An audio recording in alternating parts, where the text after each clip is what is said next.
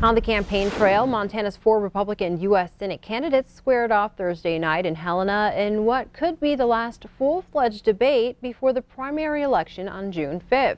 The debate was not without some charges and countercharges between at least 2 of the candidates. Out-of-state endorsements are troubling to me, especially one as radical as Steve Bannon, who supports Matt. I mean, this is a person who President Trump said has lost his mind. He called President Bush the most disastrous president the United States has ever had, and this is on the heels of President Trump. And yet Steve Bannon is all in for Matt. I think that my agenda has been very clearly defined over the last 6 or 7 years that I've served the people of Montana in the legislature and as the state auditor very effectively. If you see, I've brought together some very diverse groups.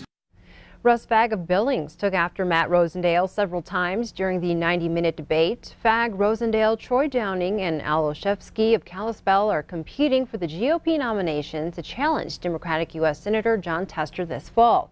The Greater Montana Foundation sponsored the debate, which featured a panel of journalists asking questions of the 4 candidates. Fagg said he's the best person to take on Tester because of his Montana roots and strong conservative credentials. But Rosendale said he has the support of many national-level conservatives, along with Montanans, and that both are needed to beat Tester. Olszewski said while he may be the dark horse candidate, don't count him out just because he doesn't have the most campaign money. And Downing, a vocal supporter of President Trump, said he doesn't think the president will be a liability for GOP candidates this fall.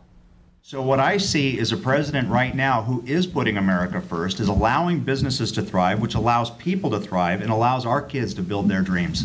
You know, this race isn't about endorsements. It's not about money. It's about the message. And I believe I'm the one up here that has the best message. And the 5 Democratic U.S. House candidates will debate next week in Helena.